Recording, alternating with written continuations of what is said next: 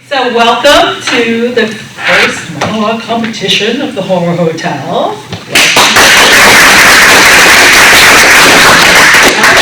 This is really exciting. My name is JoAnn Hess. I am a creative executive and also a screenwriter and host of today's festivities. Here to champion our fantastic screenwriting screenwriters, right? Award-winning screenwriters, excuse me.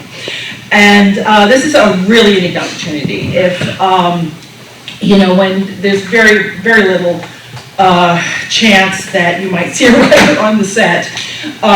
So here is a great opportunity to really learn the basic of everything that comes through that script, the character development, plots, and everything. So we're really going to get into a bit of nitty-gritty, which is good for all the actors to really understand, what's going on in these monologues and what's going on with the characters. So you're going to get a really unique perspective here. So we're going to encourage, conversation and questions, please. So, and Tina Hawks is here to help me out.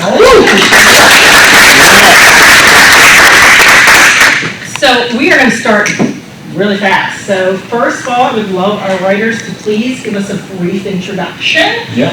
Which projects are yours, and what inspired you to write the script? Hi, y'all. My name is Taostevin. I'm a writer-director in Columbus, Ohio. I have 2 screenplays at Horror Hotel. Thank you very much. There's a feature called Come Out and Play, and there's a short script called Eat Me, and there are sides available from both of those projects. Come Out and Play is a twisty, contained thriller. Eat Me is body horror comedy, way over the top, delightful. And what motivated me to write them, I thought they were good stories. You want to have a seat? Yeah, go ahead. Are you one of the actors? I was a writer for one of the movies. Oh, lovely. We're just trying to get that actor account. Hello, everyone. I'm Genevieve Sipperley. I have one this year called Steele.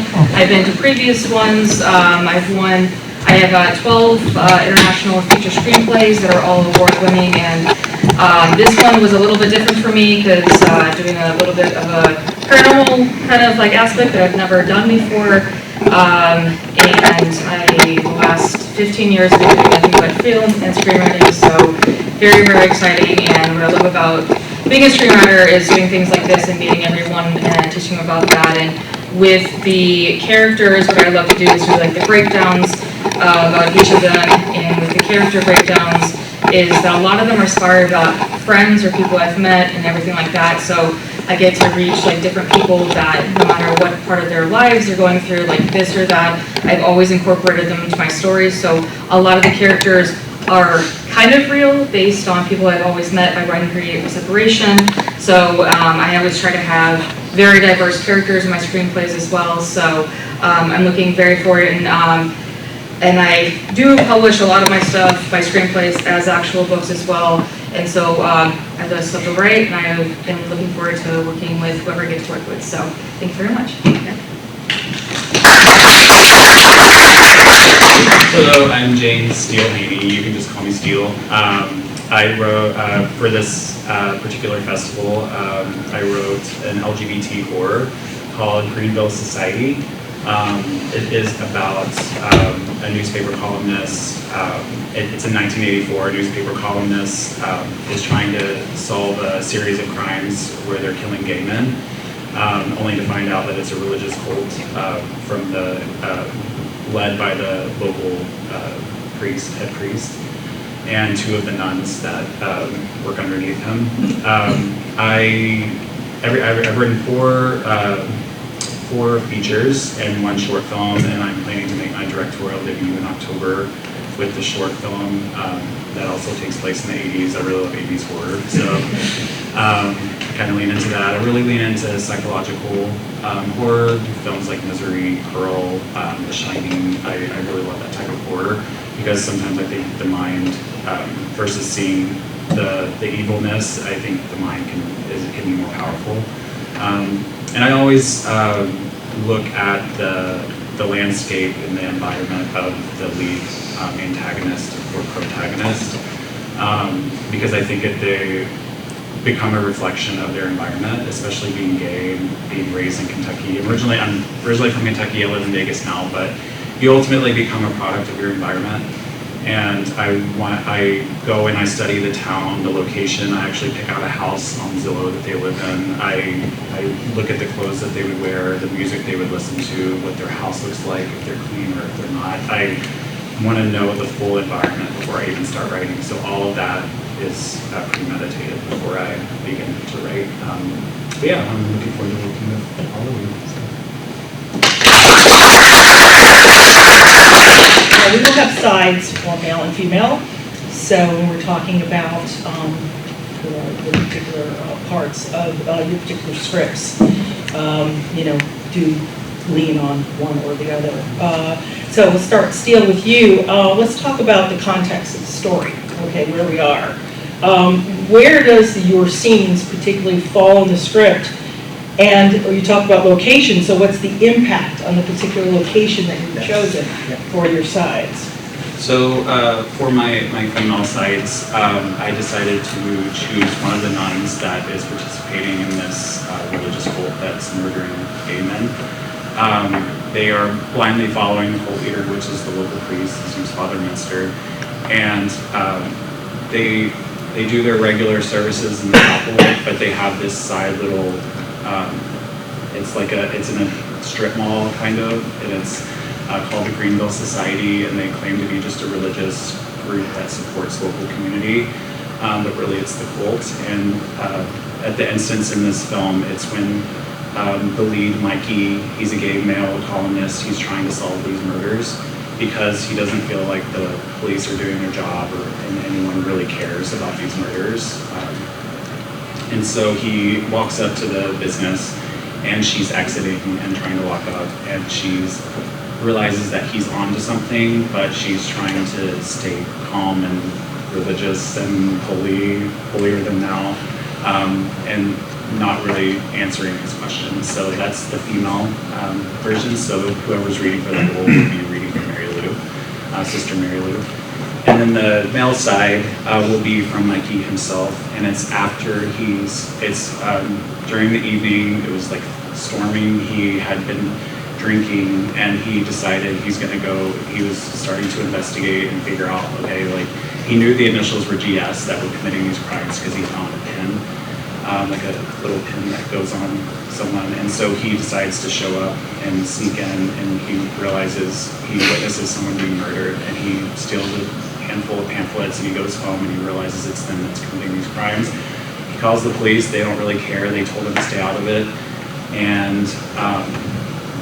and so it's when his best friend Jess comes in, and she is trying to say that he's drinking too much and that he's making himself sick, and he gets really upset and angry and realizes that nobody understands where he's coming from, nobody's listening to him, and he's very frustrated from his environment, like he's being disenfranchised by the community, and also his parents have disowned him because they're also members of the church and members of this cult, which he did not know they were members of the cult at the time. So he gets really angry with her because she's not listening to him, and that's kind of in the middle of the film. He realizes who's committing these and trying to figure out how to go about it, and everything's kind of built up to that. GS pen, my initials are GS. It wasn't me. That's right. Excellent. Yeah. The strip mall. So especially it was like a cult in a strip mall in the 80s. Yes. It was like I see like a something where it's like, oh, my little barn strip mall. I'm like, who doesn't? Yeah. So, all right. So mine is called Galil. I did a different approach and I just wrote everything out. So whoever gets it actually has a copy of the background. So just a little bit of what Galil is actually about is, so Galil is written along the lines of the feature film. Have you ever seen like Women in Black or The Others? It's kind of like a mesh between that. In the beginning, the story starts with a little girl that murders her whole family and then disappears.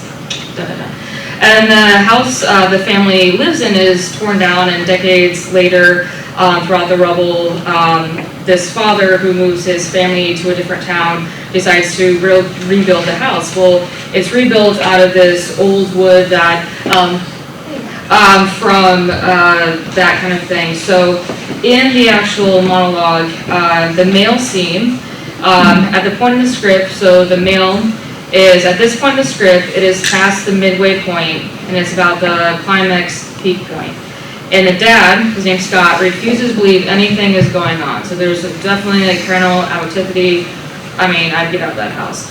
And there's nothing that you can do to convince him otherwise, even though in the previous scene to this one, the mom is finally on board with the kids, be like, no, there's stuff going down, you know? And so the supernatural thing is occurring. And then the background for the father, Scott, he's just a hardworking dad, married almost 20 years. He built a house for his family. He wants to protect it. There was a little thing with his family, so he takes him there. He will do anything to protect his family. He tries to keep the peace in the family, but also doesn't acknowledge that there is paranormal activity. As the family starts to work, he assumes that they only want to move back where they come from, and so he's even more determined to not indulge in their theories, even though there's something definitely haunting this house. And then the female is a younger character. It's more of a teenage. She's between the 16 and 18, and her scene is right before the last big face-off of something that's going on. And this is kind of where each paranormal activity escalates more and more, that leads to like some deaths. That's always fun. The dad is one of those that hasn't experienced the encounter, so they're definitely like the butting heads like aspect. So she, in this scene, it's right before the last big face-off with the little girl ghost named Leo. And at this point, Haley's mom finally believes her, so she finally has somebody on her side, doesn't think she's crazy, but doesn't know what to do because her dad still refuses to notice anything is wrong and just thinks that, you know, the kid is trying to get attention. Her character has grown emotionally by this point, so it takes it upon herself to, you know, do whatever she does to kind of fix the situation. Her background is that they had to leave the town because of a scandal because of her. She hasn't taken the move well. She acts out vocally, so she's kind of sassy. But she tries to keep in check because she does have a little brother, but her and her dad are still at odds, so she has that little kind of bit. So it is, with the female character, it's more of like her kind of like discovering like, okay, you know what, I'm going to fix this. I'm going to figure out, can I like do like the research kind of thing. There's like one other character that she's trying to like figure out with the dad scene. He's just still like, you know what, you know, kind of like, I don't believe kind of saying so, but there's still, I like the peak points, like there's definitely something going on, and yeah, that's about it.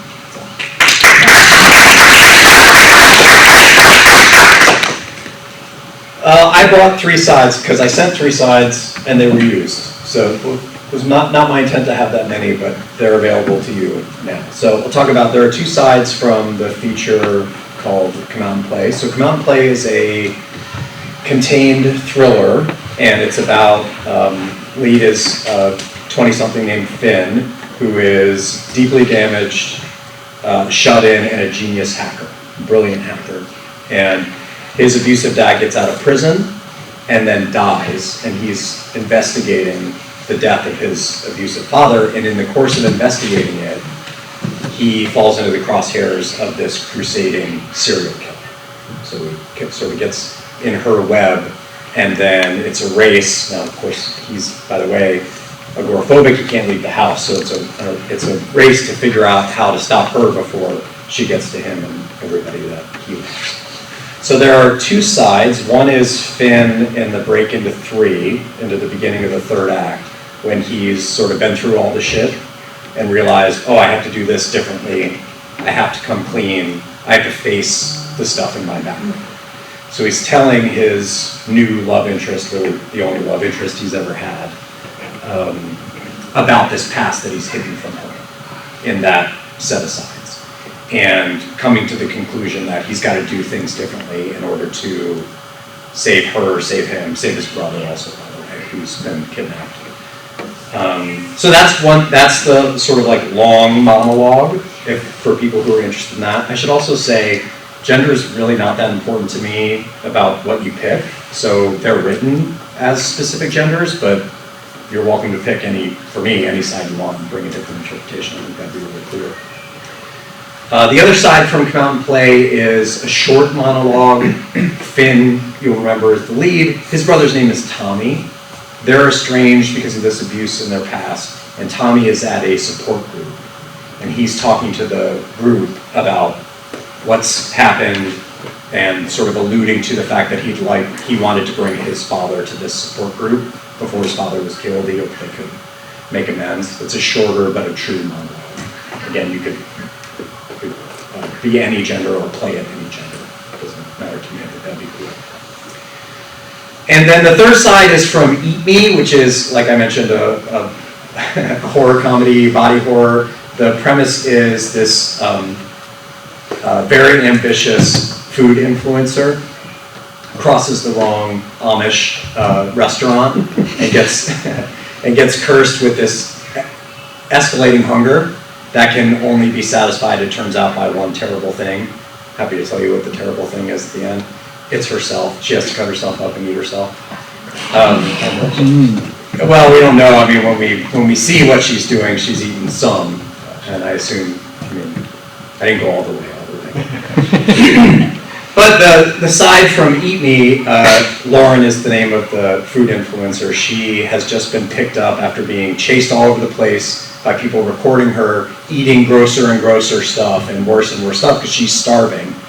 She's just been picked up by this woman who pretends to be her friend but is actually not her friend and is recording her secretly to get her own count up because she also wants to be an influencer. So this is a two-hander, so you'd want somebody reading with you, but in the course of it, Lauren comes clean about why she does the food influencing stuff and then discovers that Carrie is actually milking her for likes and views and does something about it. So those are your three options from my scripts.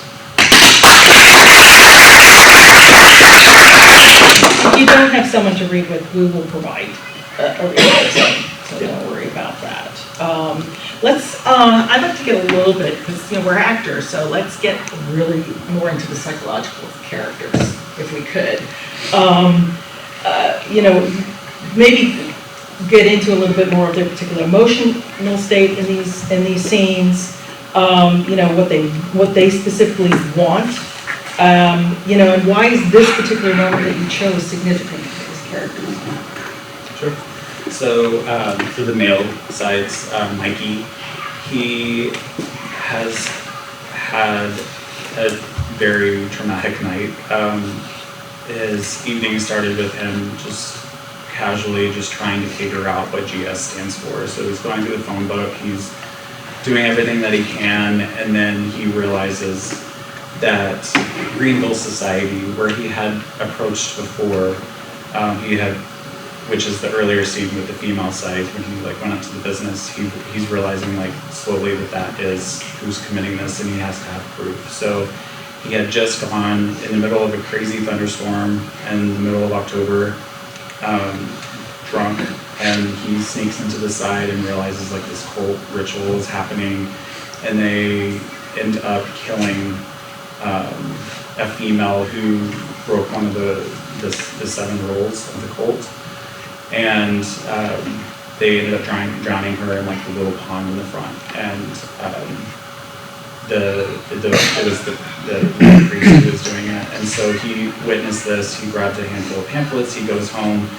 and he's reading about it and realizes their goal is to kill every gay man in the world, and he continues to drink. He's upset after he calls the sheriff and they're not listening, and they tell him to just stay out of it, mind his own business, and he is very frustrated. So this moment is when his best friend comes in after a date. Her name is Jess, and she's concerned for his well-being.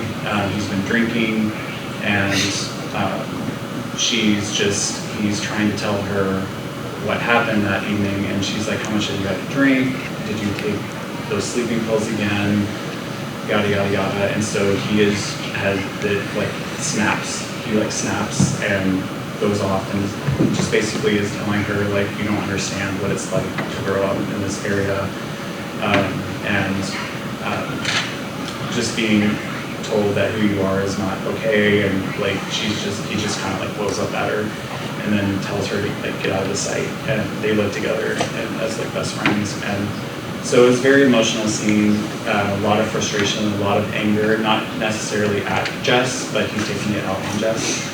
And then the other scene, the male or female side, is, like I said earlier, the sister Mary Lou, who is a part of this cult, part of leading the cult with her twin sister and the priest, and they'll basically do anything that the priest wants them to. They're very sinister, but acts holier than everyone else. And so she's walking up, and he's inquisitive, he's asking questions when he walks up to her, because he's trying to figure out what it is and what they do. And she realizes, she knows who he is because his parents are members of the cult, and she's just trying to just keep it top level conversation, not get into the weeds. And he's asking for a pamphlet, anything, and she's like, we just ran out. So she's just trying to like sideline everything he's asking. And then finally at the end, she gets to the point where she's just not answering his questions and tells him to have a God-filled day, which is kind of like they're saying. And he is kind of taken aback at the end. So her intention is just to basically not answer any questions, but kind of stay under the radar, and not give anything away that they're doing. So, yeah, she's just trying to be sneaky, I guess, is the of it, I would say. Yeah. It's pretty dark. So. Yeah, so like Yes. layer below layer below layer. Yeah. So yeah, awesome. All right. Okay. Sorry, I'm not gonna follow that. No, that was layer. So I think if you're just saying you can go like layers. Mine is definitely more of like a more family dynamic kind of aspect to that. So one of the characters, the male one, is definitely like that, more that father or paternal figure. So either or, if how it's played is just that he just wants to believe that he'll do anything to protect his family. He's been with like his wife for 20 years. He loves his kids. He loves his family. I mean, literally moved them, to a different town. And it's one of those things that he's building in my house, just a fresh start, because he has that determination no matter what. I will give you a fresh start. I will give you a new beginning. I will do anything for you, kind of thing. And so all these things are happening, and he's not believing it. Like, they're acting out is what he thinks is happening, but like there is obvious things around him, but he doesn't want to believe those things are happening around him, because he just wants to believe he's trying to create this happiness. He's trying to create this like perfect bubble. He's trying to like, I will protect them. I will do anything. And and this is one of the scenes before the end where he finally, like, something happens. He's like, shit, like I was, wrong kind of thing. But you do see that character growth and development from like the denials, want to protect. At the end, like to his, whatever happens, he does protect to the end. And like that's just this really loving person, but very, very stern and just very like, what, I'm not going to believe this, but I'm going to love you unconditionally, and we're going to get through this. I'm going to make everyone happy. So he's just this really ball of love that until stuff happens. And then for the female character, she's younger, and so obviously as a younger role, adolescents, like growing up of age, we're always like developing, learning. We screw up, especially like the teenage years. She obviously did screw up, and now she's growing. She is definitely at that point where, her family literally had to move to a whole new town to fresh start because of all of these like reasonings. So her character at this point is just like annoyed because like, on that you're like, okay, but she also wants to redeem herself in a sense too, because she loves her little brother. She wants to be a good influence for her little brother, and she doesn't want her parents to be disappointed in her at the same time. So as the story develops, she develops into a person that yes, I screwed up, I do want to be a good influence, and I want to show my parents I can be a good person. So that's why, like, especially in this scene where she's doing the research, like, she's just like, no one's going to believe me, but there's definitely stuff going down, and she sparks this inner self-determination. And so now she has, like, motivation as a character because, you know what, the only reason we're here is because of this. And so she's just determined to fix it and protect her family. So those are those two. So where are these characters when you meet them? So in Come Out and Play, Finn's monologue, like I mentioned, it's the break into 3, which is the moment where the character realizes they've been doing the thing that they want to do, not the thing they need to do. And so it's right at the fulcrum where he's realizing. So what he's been doing that he wants to do is holding the entire world at bay and not facing what he needs to face, which is that he's from this abusive family. He's also concerned he himself might be an abuser, so he's removed himself from the world to make sure he doesn't do that. And now other people are at stakes for the first time in a really long time in his life. His brother has been kidnapped by this serial killer. He's got to save his brother. He's got this new love interest, which he didn't think he'd ever have, and he needs to prove himself to her because, of course, he's pushed her away with all his bullshit. He's coming off of just escaping jail. Just so you know, that's where he's coming from. He pulled a great stunt where he hacks into cameras and the internet and whatnot, and he hacked into one of the cops' girlfriend's cell phone and then cast the footage of her cheating on him to all the monitors in the police station as a distraction and got away. So, you know, if I'm acting that, this is just my interpretation, for me it's about, he's really trying to demonstrate honesty for the first time to her, to the woman that he's talking to. And he's also fighting to be honest with himself and to accept that this really comes down to him. He's got to do it. Nobody else is going to do it. So that's what's happening. This big fulcrum from what he wants, which is to hold the world at bay, to what he needs, which is to really own that it's his responsibility. That's Finn. That's the lead. Tommy is his brother. Tommy, like I mentioned, is in a support group. And Tommy, this is earlier in the script, and just so that you're aware, the serial killer is trying to find Finn, the lead, can't get to him, but has discovered Tommy, his brother. And so she's actually in the support group watching this, but of course he doesn't know that that's the serial killer. So you'll see Sydney mentioned in the side. That's the serial killer. So she's sort of like laying a trap for him. Tommy's coming to terms with the fact that this weird duct taped together family, what was left of their family relationship is gone. That's what's happening with him. So his dad, who was in jail, has come out and been killed. Tommy, who was barely sort of interacting with the real world, is no longer interacting with the real world. Like, he's completely withdrawn. And so Tommy is processing, like, what does this mean that as broken and destroyed as it was, the little bit of family I had is over. That's what he's sharing with this group. The context, of course, is he's getting ready to set himself up to be taken by a serial killer. So that's what's going on in the sides for Come Out and Play. The side for Eat Me, Lauren is the lead. She's this social media, or this food social media influencer. This is her letting her mask down for the first time. She is such a bitch and so mean all the time. And this, we get a brief window into why she's that way, which is she ran from a small town where her family was not appreciative and she felt trapped, and she will do anything to never go back. And so her social media influence shtick is backfiring like crazy. So she was just recorded, when we meet her, she's running out of a pet store where she bit the head off a canary.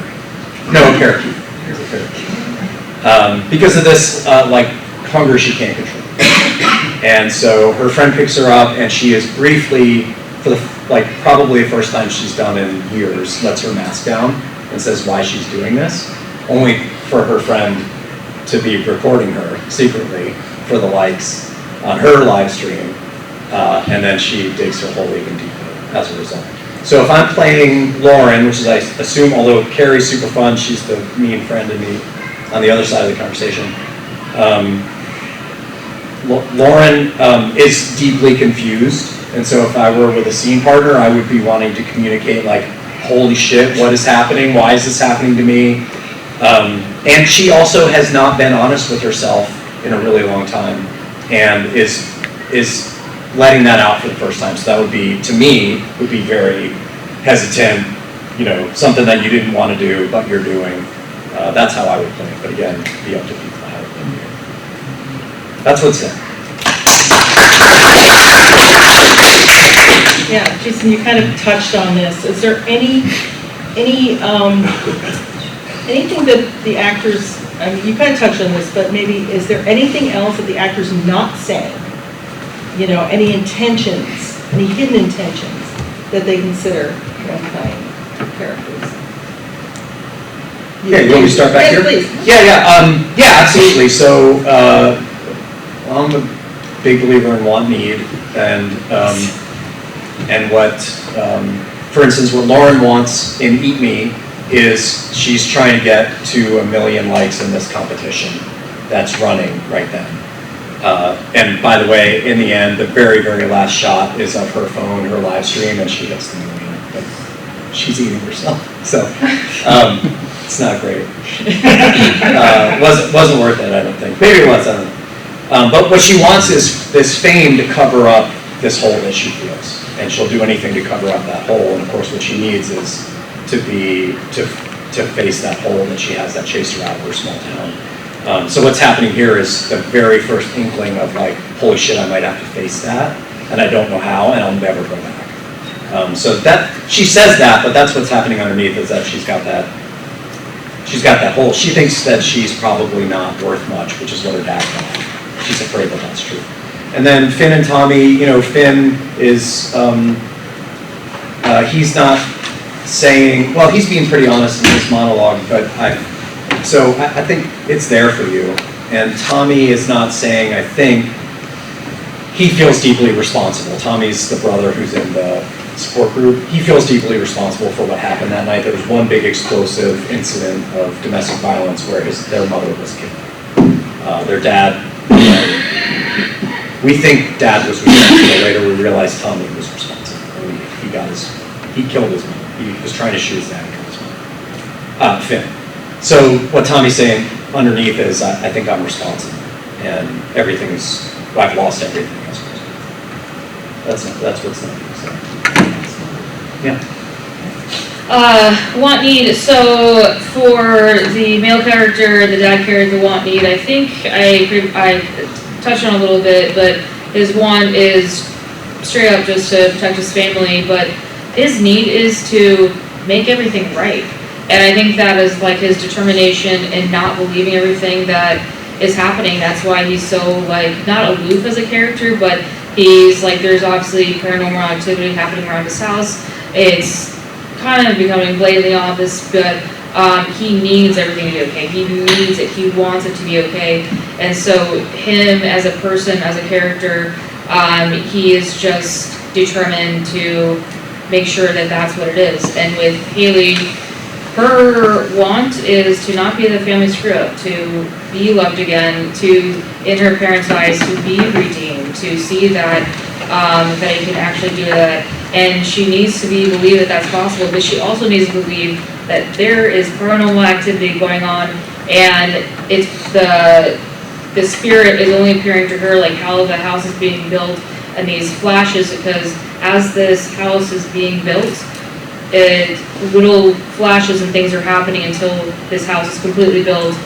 So once the house is completely built, then everything goes down. But as it's being built with this haunted wood, you're only seeing flashes, glimpses, things are happening. And she's the only one kind of seeing it, and that's why no one's believing her. So she needs someone to believe her, and no one's believing her. So that makes her want even more for her redemption. It's like, okay, I don't want you guys to think I'm doing this, but I need you guys, to believe me, and then this, and so it's like a need, want, like a self-redemption kind of path. So. Is there anything subtextual that's going on? Anything underlying? And the scenes? Yeah, in these particular scenes.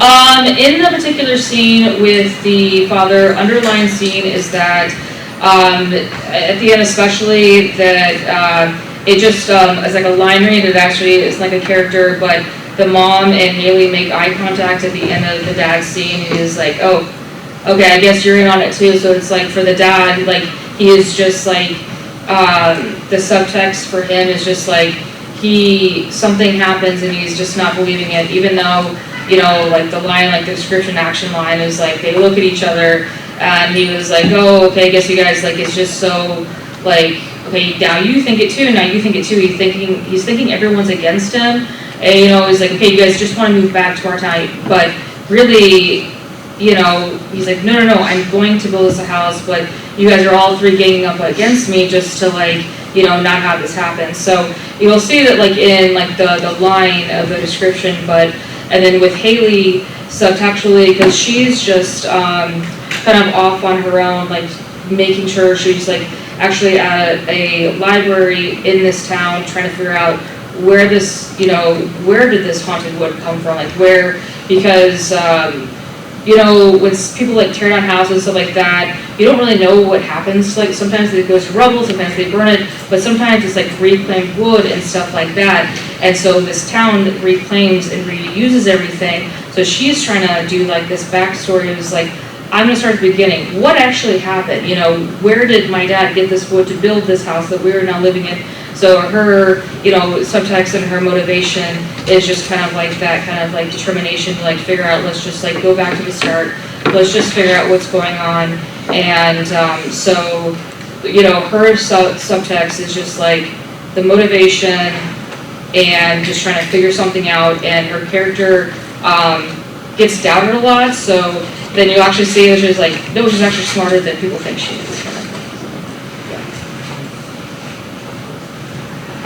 So for the female, Sister Mary Lou, she wants him to go away and leave her alone.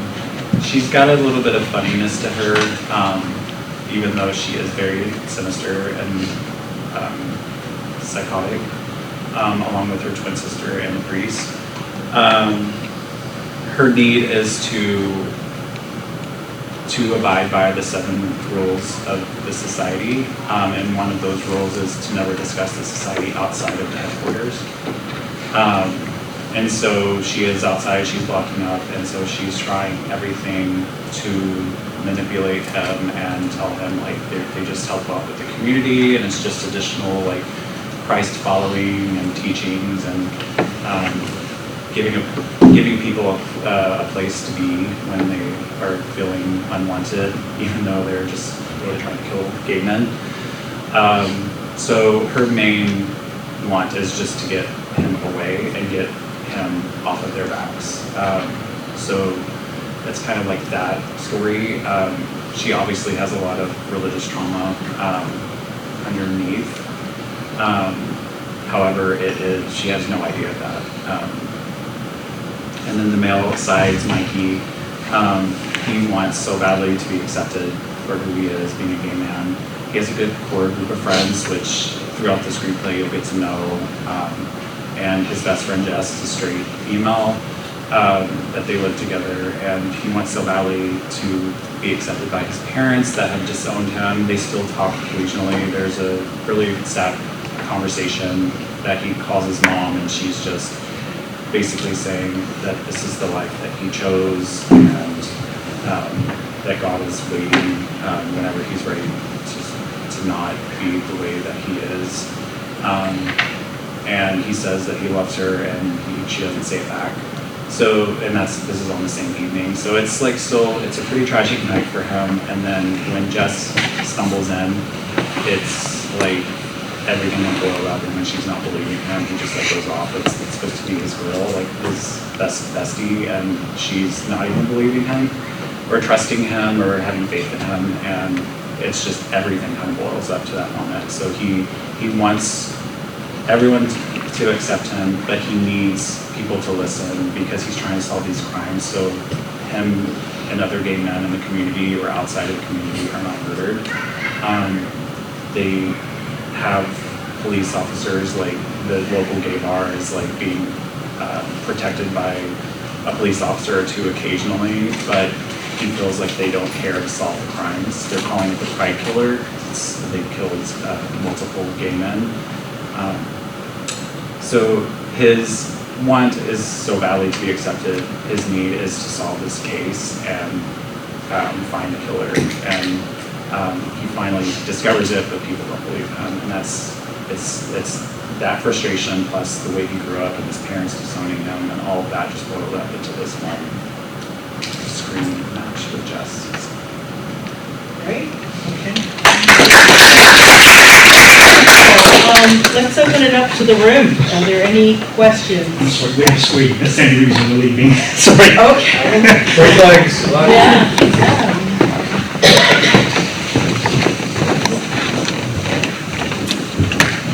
So I'm not actually like reading, but for your character, Haley, does she have like a background history of like bullshitting enough that they don't believe her? Is there like a tense relationship, I guess, already prior with her and her parents? So that's why they're kind of like brushing it off at first?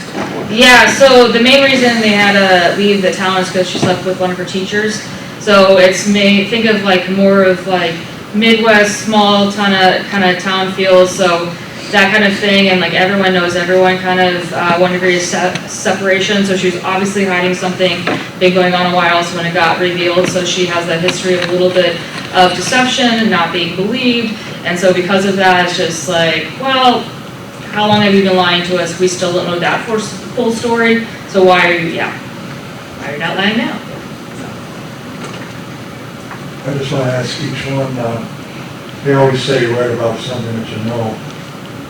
Is there anything like, when you wrote this, that was personal to you that you put into the script?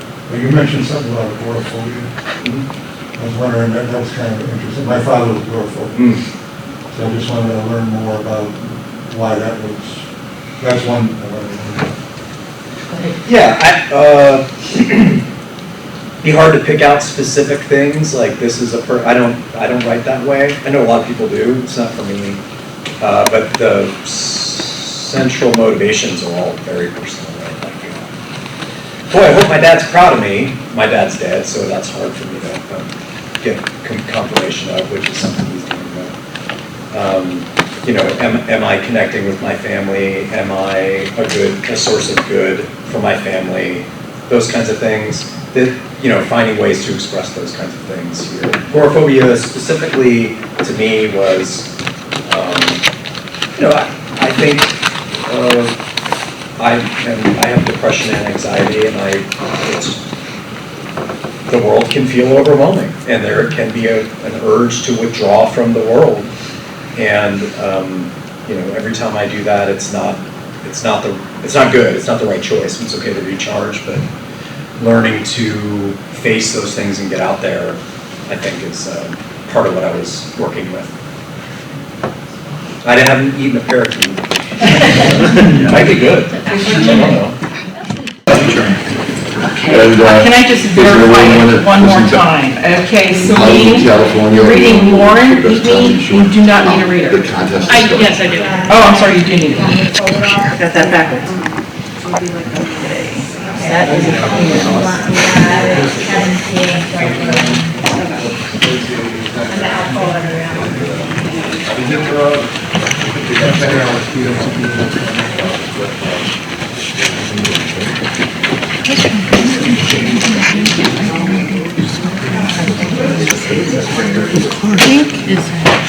Hey, JoAnn? Yes. Would you mind stopping here quickly?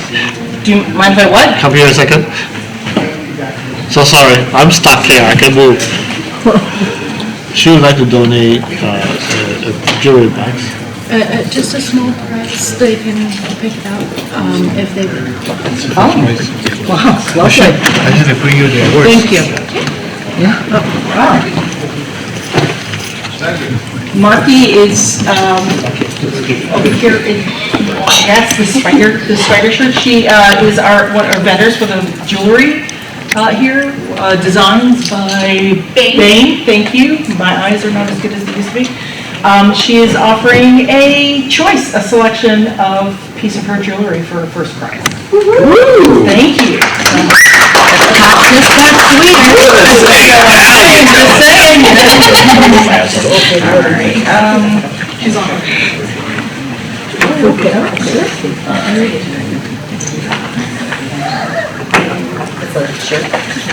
And the pot just got a little sweeter. We have a shirt donated by another vendor.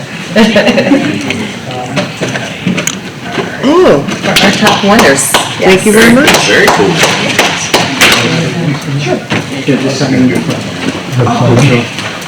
Oh, Rich, okay. Thank you. You were all right. Yeah, I had a feeling. Oh, is anybody else in there? Was anybody else in there, Rich? You need a reader for that? Okay, we're probably gonna need one of those scripts. For some reason, I don't have any. Are they on the phone? Can we email them? I have it on my, I have it on your tablet. Yeah. Wow. Wow, thank you, Hayden. Our vendors are all donating. And t-shirts from there, George. I'm not listening to you. I'm sorry, let's do it again. Okay, Celine does not need a reader. She does. She does. Sorry. You're not getting a reader today. Good luck. Not. Good luck. That's because I was looking for the script and I don't have it. No reader. Okay, LaShawn needs a reader. Okay, and that will be Ed. Ed will read for you. Okay. Richard needs a reader. That'll be Jess. That's about to read for Jess. We have Emily is reading for Sister Mary Lou. So, and you need a reader. So that will be Mikey, so that will be Ed as well. And Jim is reading Tommy, no reader.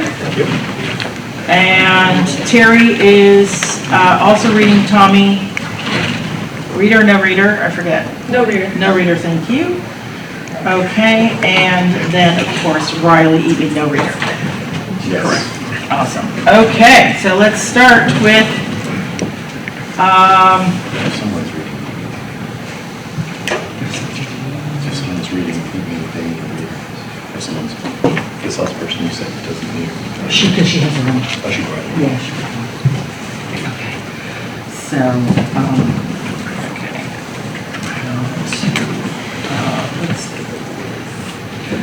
Let's start with LaShawn. You got it. Ed, you ready?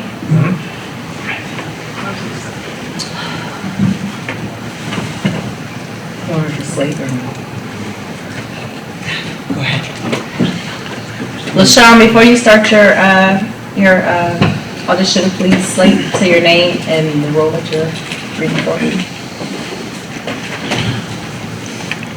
Hello, my name is LaShawn McGriff. I'm reading the part Mary Lou for the film Greenville.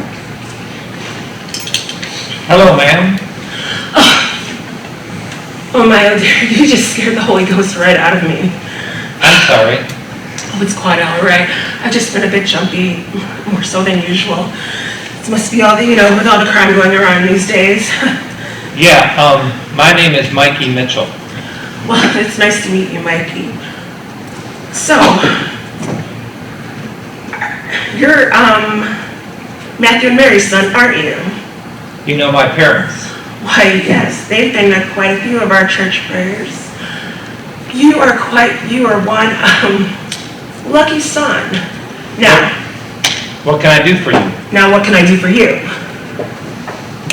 Oh. I was wondering what all this is about. Is this a church? Oh, no, not a church group. This is more like a Christian group. We get together every so often, discuss our struggles, our fears, try to think of ways to help the community. We're just here to help.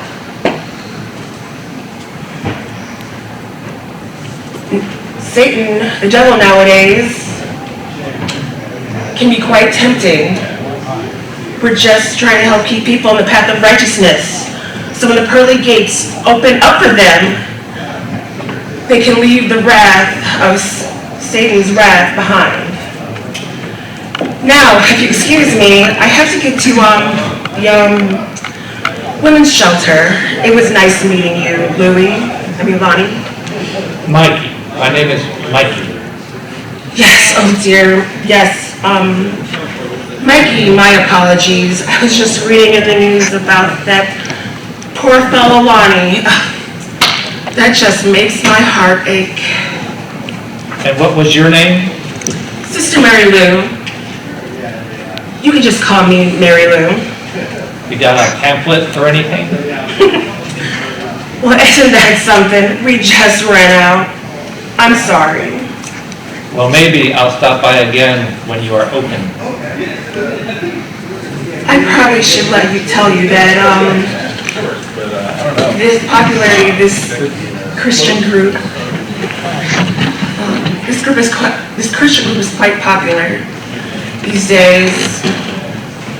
With all the murders going around, they have people quite a bit spooked. Oh, I see. Now please, have a God-filled day. Before I go, do you know anyone who drives a gold Bronco? It was nice to meet you, Mikey.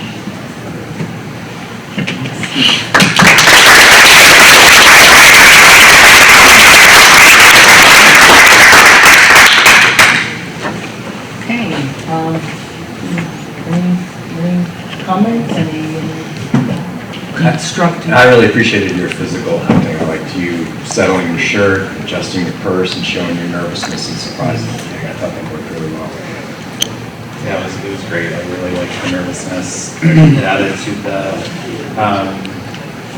to the scene, and it's exactly kind of what I was thinking. Just from the character standpoint, I appreciated that you were trying to come from a little bit of a nicer place versus kind of being rude, because sometimes those lines could come off as rude. So it was great. Great. Anything from the audience? Quick. No? Great.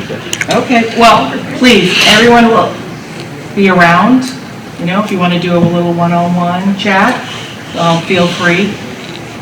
We are kind of moving a little fast because we have quite a few people and we want to make sure everybody gets their performance in.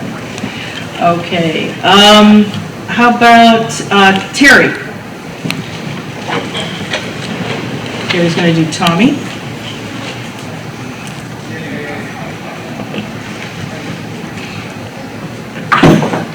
Get to pull out a chair since he's supposed to be sitting in this group. Absolutely.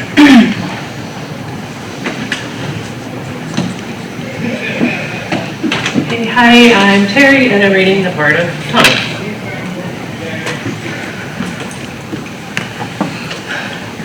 I just don't understand how everything got so tangled up in itself. Oh, we loved each other. But each of us kept shrinking after that night,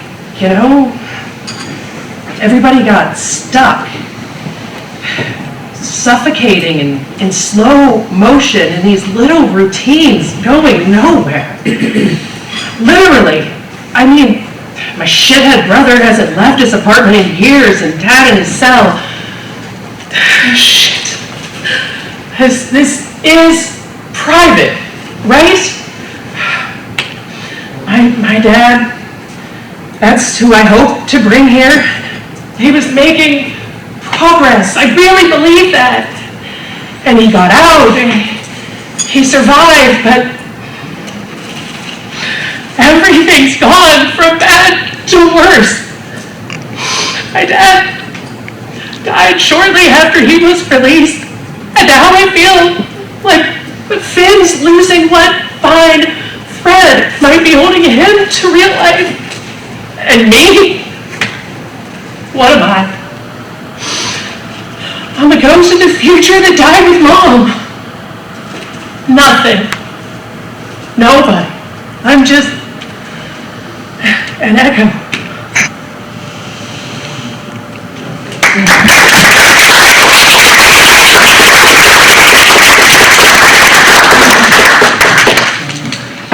Thanks, my heart rate monitor is going off. Anything to share from the writers? Yeah, I thought, I really thought it worked that you started in on yourself and sort of emerged out into the room, sort of later into the monologue. I thought that was really effective. Thanks. And you seem to be treating each separate thought like a real thought, like reacting from one to the other, and I thought that was really effective too. Thanks, try to keep it how you wrote it. Yeah, I agree with him. I loved how you started and kind of started even like leading back to kind of like more as you were opening up. Thank you very much.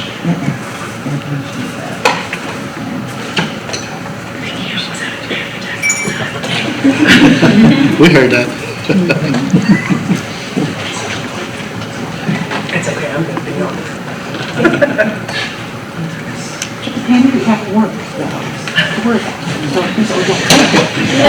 I thought that was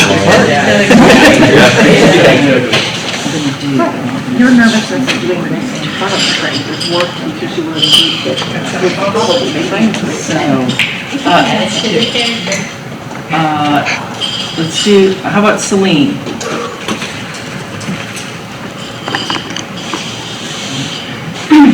Hi, I'm Celine. I will be reading for Lauren from film Eat Me.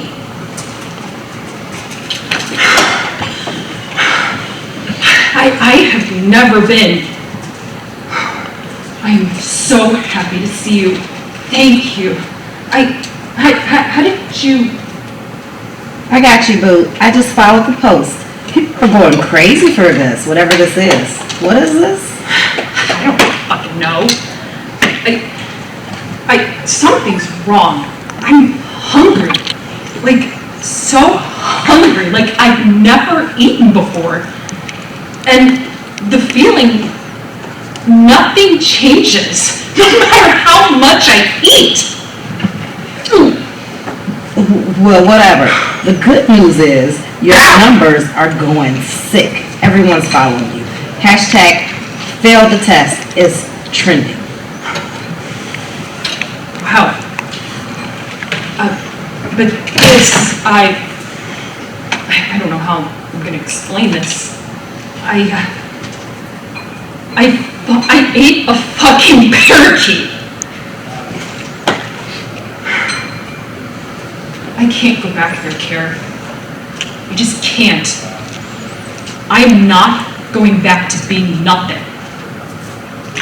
Everything my stepdad said, he'll remind me while I was in that little kitchen looking in the paper to see if the ShopRite needed cashiers. They said I'd never make it. I can't prove them right. I felt invisible there. And this, even though I'm mean, I'm meaningful. You know what I mean? I matter. Don't worry, you're safe with me.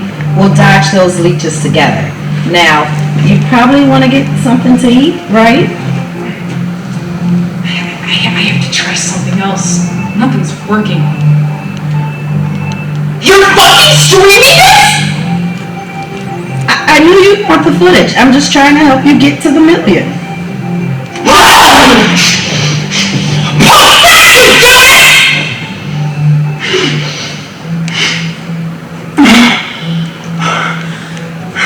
I can't fucking take it. I'm so hungry!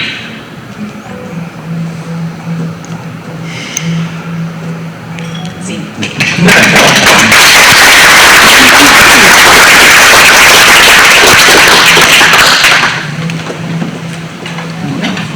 No, I loved the anger at the end. That was really great, and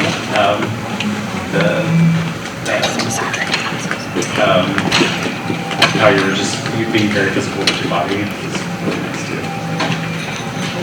I think you really read exasperation really well. I think opening on that, it was clear, and I particularly thought was effective when we had that moment of pleasure, learning that it's trending. So we came out of the exasperation like, oh, that's still good. Yeah.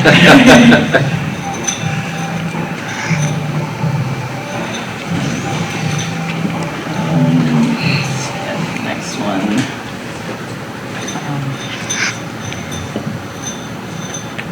Richard, remind me, Mickey, you don't need a reader, right? I need a reader, Jess. Yes. You need my script?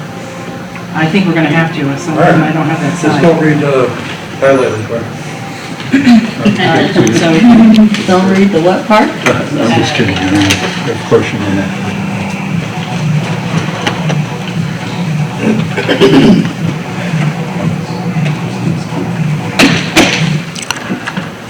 It's Mikey, isn't it? Okay, gotcha, yeah, that's So it's Mikey.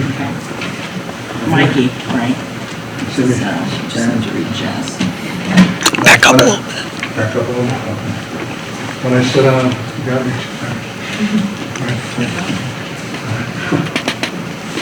My name is Rich Phillips, and I'll be reading for the role of Mikey.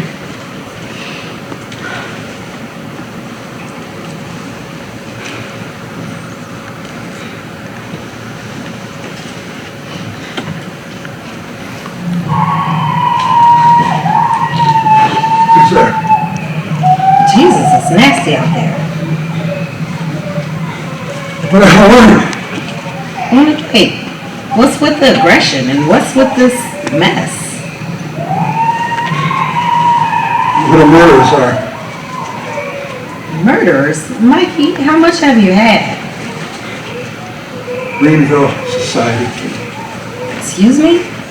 They're called the Greenview Society, and they want to kill all the gay people.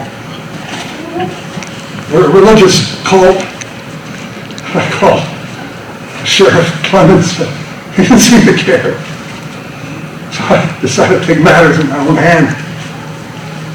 Mikey, maybe you should drink some water. And you should fucking listen to me, Jess.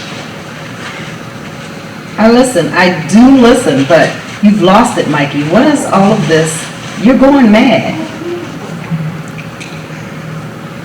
I saw the girl right in front of me, Jess. She broke one of those crazy cult rules. Who?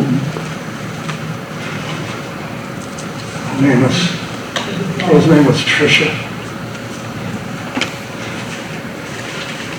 You went there? Mikey, you sure you weren't just... Hey, my best friend doesn't even believe it. I never said that. I know this is all hard for you. It is for me too. You don't know what hard is.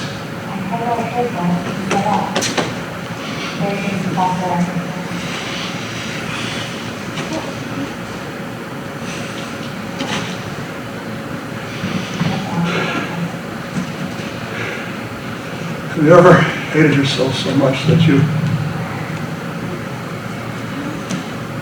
just wanted to die? Have you ever been pinned down by a group of guys? Well, they call you Pussy Boy? Have you ever had faith in nobody else? Until you're 24 years of age? Have you ever been abandoned and disowned by your entire family, Jess?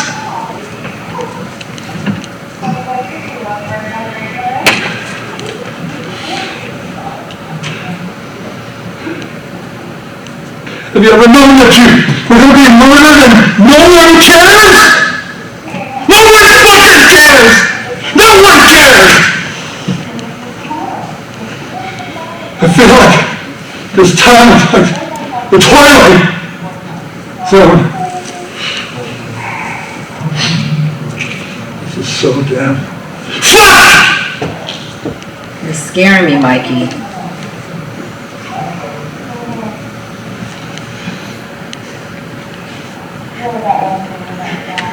Yes? Mikey,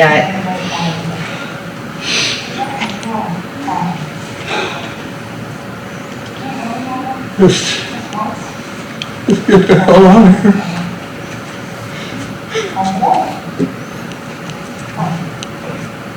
See.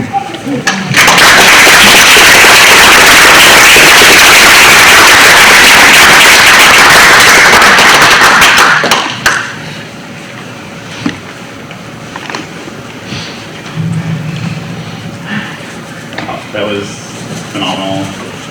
You did really, really good with your physical acting, your breathing, I love how you took time with it, because it is such an impactful scene. And you kind of made it your own, which I really appreciated. So, great job. I thought the restraint and regret really played, and I thought that gave you a baseline to sort of come up into the anger and yelling, right? So you weren't up here the whole time, gave you a good solid base that was engaging. And I took notes specifically of when you said maybe you should listen. I thought that felt really honest. Congrats. Okay, Emily.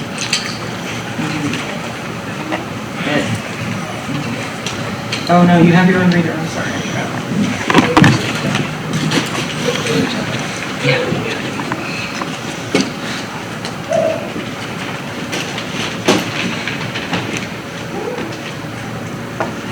Hi, my name is Emily, and I will be reading for Sister Mary Lou.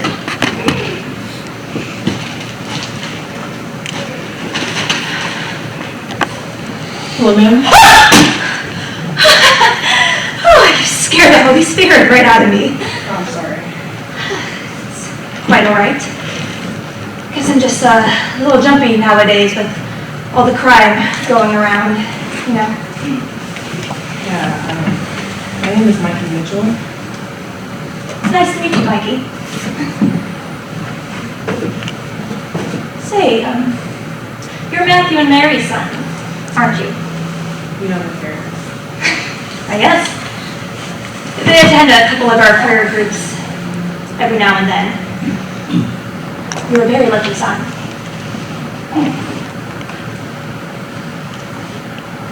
What can I do for you? Yeah, I was wondering what all this is about. Is it a church? Oh, no, it's not a church. It's more of a Christian group. We get together every now and then and talk about our struggles and our feelings.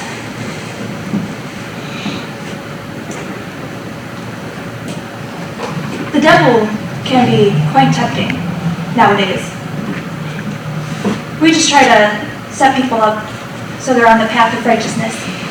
That way, when their time comes, heaven's pearly gates will open right up and they'll be let in. And Satan's wrath will be left behind. Well, if you don't mind me, I'll just be on my way now. I have to get to the Women's Center. It was nice meeting you, Lonnie. Mikey. My name is Mikey. Of course. Mikey. My apologies. I was just reading the news the other day about that poor fellow Lonnie. It just makes me hurt. And what was your name? Sister Mary Lou. But you can just call me Mary Lou. Like a pamphlet or something? Oh, would you look at that? We actually just ran out the other day. I'm so sorry. Well, we won't stop by you. I feel I should let you know that we are at full capacity for this particular Christian group. We're pretty popular nowadays. With all the murders going on. I guess you can say people are feeling quite spooked. You have a God-filled day. Before I go, do you It was nice meeting you, Mike.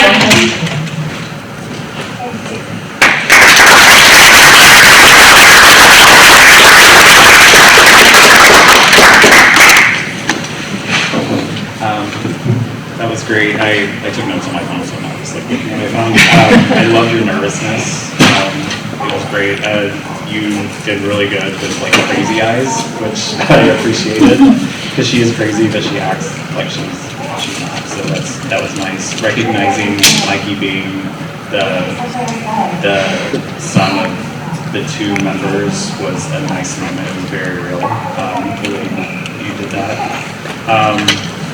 And the way you responded after you said naughty by mistake was really, really real, and that was fantastic as well. So, good job. I was getting a ton of subtext, which is terrific. It's really clear that you were wrestling, you were saying one thing and wrestling with something else underneath. That was terrific, and I thought one of the ways you really brought that to life was having her reset into a smile, right? Sort of like losing yourself into a line and then like, whoop, catch myself back to fake nice. I thought that was really compelling.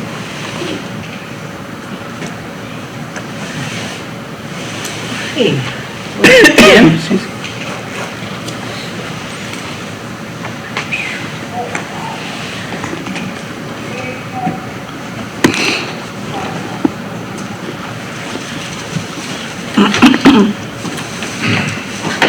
My name is Jim Hagan. I will be reading Tommy.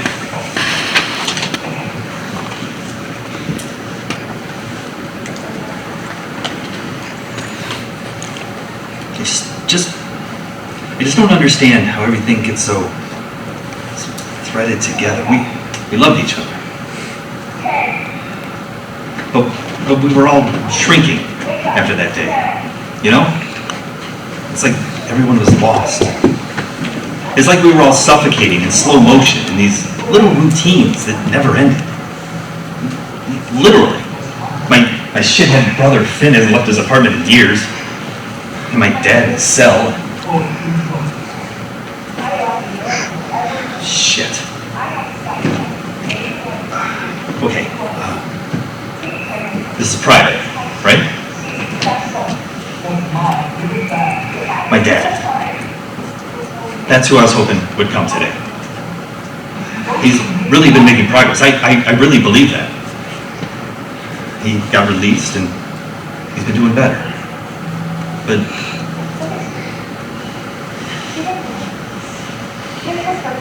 things have gone from bad to worse. My dad died after he was released. And now it feels like Finn has lost this thin thread of life that he's been holding on to. And me. Who am I? I'm just a ghost of the dream that died with Mom. Nothing. Nobody. I'm just an echo. Thank you.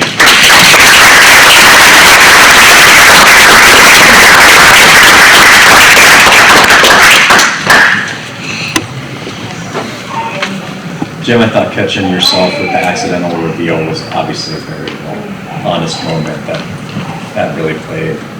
I appreciated your choice to stand. I thought that was interesting. I thought, you know, make a different choice is cool and makes it stand out.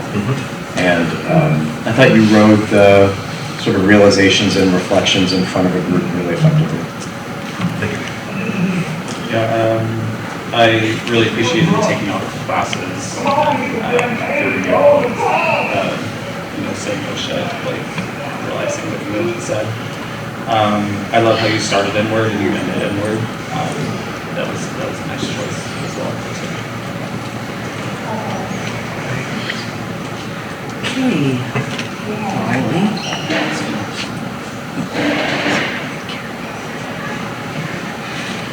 Wiley? Oh, she's the sugar.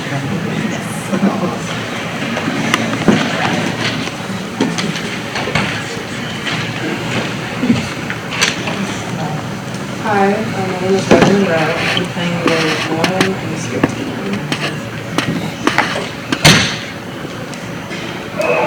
Get in, bitch. I'm so happy to see you. Thank you. How did you? I got you, boo. I just followed the post. People are going crazy for this, whatever this is. What is this? I don't fucking know. I mean, something's wrong. I'm hungry. Like, I'm so hungry. Like, I've never eaten before. And this feeling, nothing changes. no matter how much I eat. Well, whatever. The good news is your numbers are going sick. Everyone's following you. Hashtag fail the test is trending.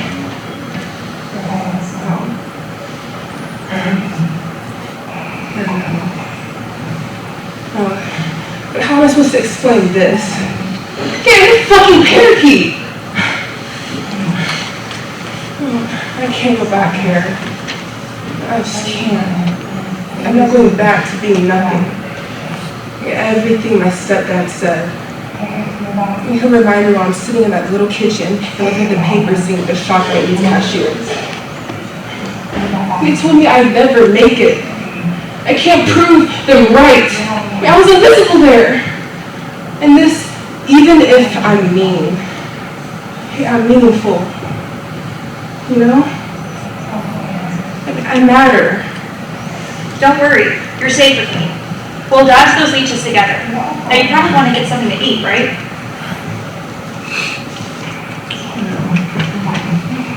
Yeah, I'm gonna try something else. Nothing's right. Are you fucking shooting this? I know you want the footage. I'm just trying to get you. Post that! Shoot this!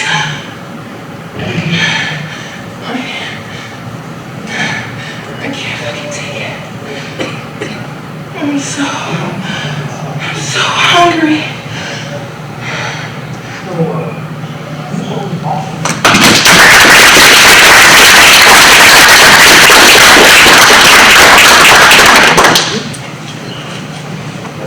I thought overall it was so natural and restrained. Like you kept yourself from going too loud or too big. Felt like it would be on a screen, appropriate for a screen movie. I thought the physical acting was really believable. Really believable. You found different ways to say and show how hungry you were. And I thought when you were trying to explain to her something that's inexplicable, right? Like I'm just really hungry. It felt like you were really explaining it to her for the first time. Thank you. Yeah, it was very realistic. The way you were holding your body and looking down, the way your hair was coming over your face. It was really nice to see you like play exhausted, sick, very real, and that was nice. Yeah, and then the response to her saying that you were like trending and the smile was really nice as well. So thank you. Hey, last but not least. Crystal. Did somebody still? Yeah, Perry. Oh, okay. Okay. Thank you. Appreciate it. Okay, hold on, let you read it.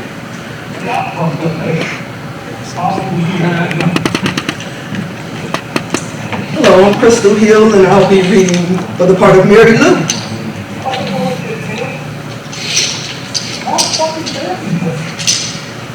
Hello, ma'am.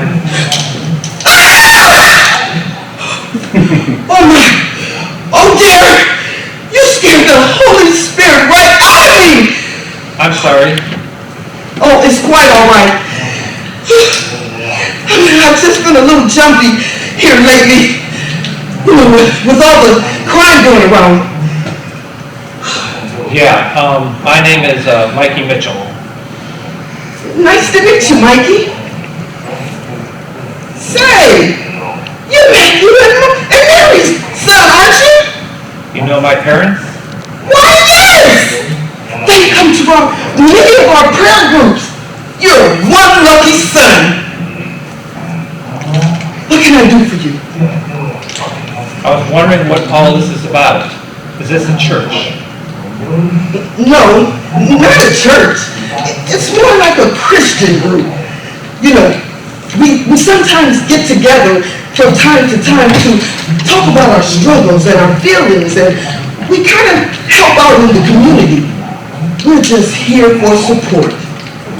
You know, the devil can be tempting at times. So we try to keep people on the path of righteousness. So when it's their time, the pearly gates will open right up for them. And Satan's wrath will be left behind. So if you'll excuse me, I've got to get to the women's shelter. It was nice meeting you, Lonnie. Mikey. My name is Mikey. Oh dear. You're right. Mikey, my apologies. I was just reading the news about that poor fellow Lonnie. It just makes my heart ache. And what was your name? I'm Sister Mary Lou, but you can call me Mary Lou. You got a pamphlet or anything? Well, we just ran out the other day. I'm so sorry. Well, maybe I'll stop by again when you're open. You know, I need to tell you, we're at full capacity for this particular Christian group. Well, you know, I don't think that's a good idea, but I'll keep you in mind. I've got to go. Okay, Mikey? Is that okay? Oh, I see. Well, you have a Holyfield day. Before I go, do you know anyone who drives a gold Nice meeting you, Mikey!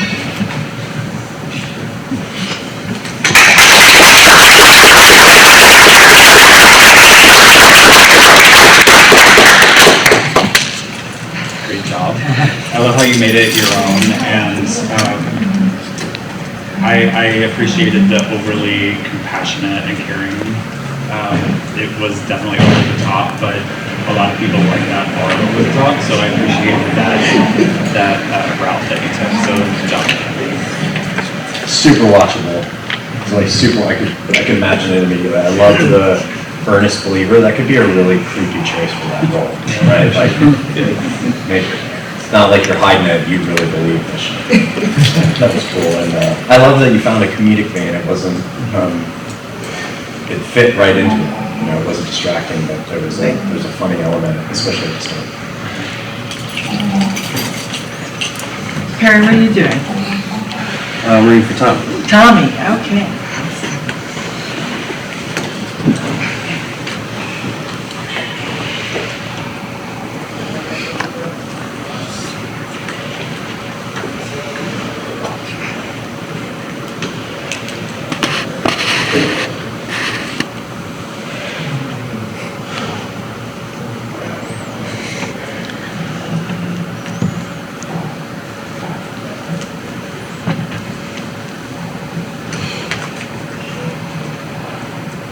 I just don't know how everything just got so tangled up within itself.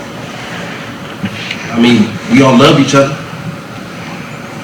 but we all just kept shrinking ever since that night, you know?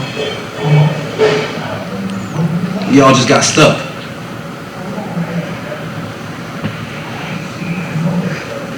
Just in this same suffocating routine. Slow motion. Like literally. Like my little stupid ass brother ain't left his house in years. My dad stuck in his...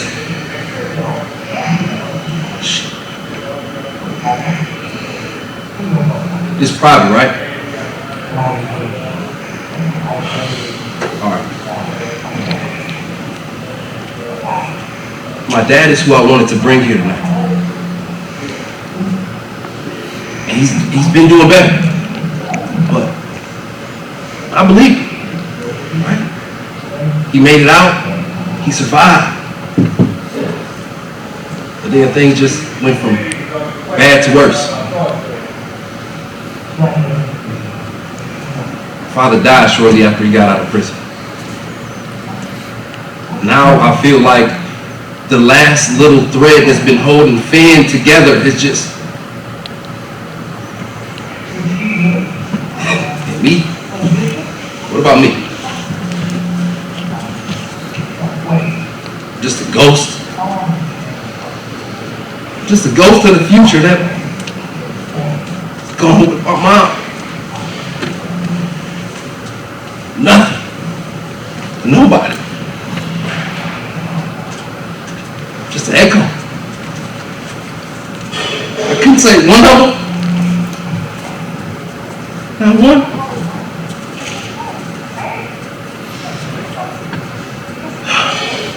Sing.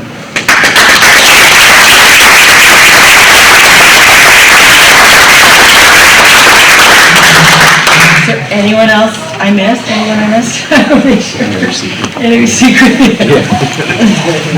Everybody? Everybody in? Okay. Yo, I'm sorry.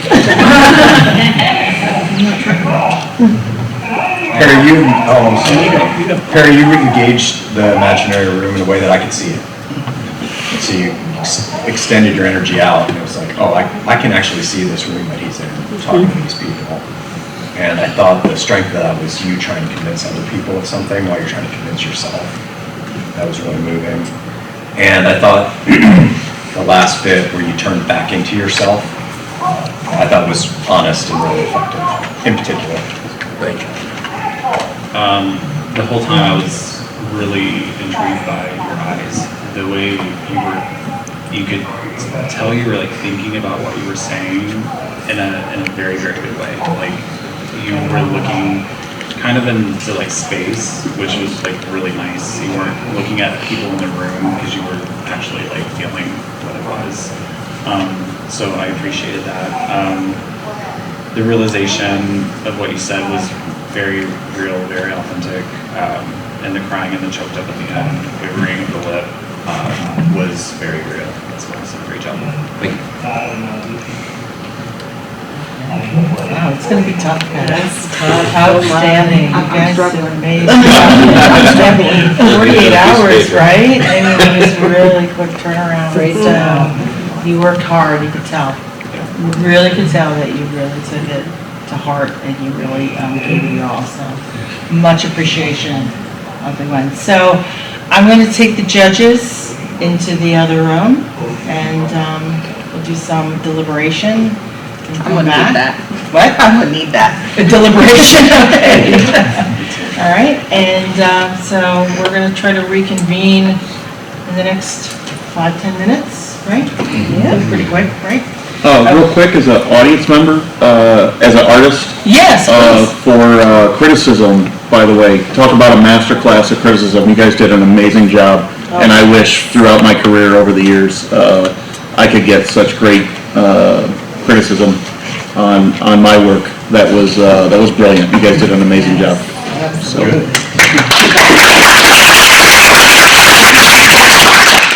This is Sharon from... I'm Shannon Alstrom, nice to meet you. Hello, I know you. From Shannon Alstrom Photography. I'm a local actor, headshot photographer, and a sponsor of Women in Film and Television, and sponsoring of our hotel, as well as Greater Cleveland Film Commission. And she's going to be presenting the awards today. Again, everybody, hey, it was hard out there, okay? It was very difficult. You made it very hard for us. So we appreciate everyone's participation. Please do this again. You're all very, very talented, and we thank you. So, third place.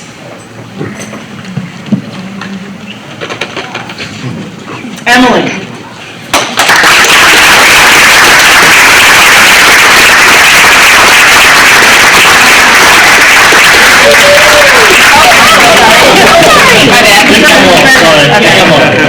Thank you.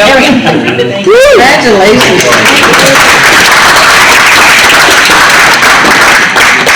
Second place, Perry.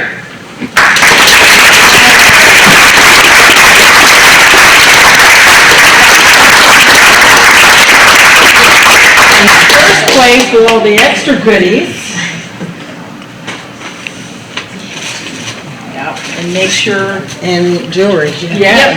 Yeah. Make sure. Come over to my table Make with sure your you see Mark. Okay. First place, Riley.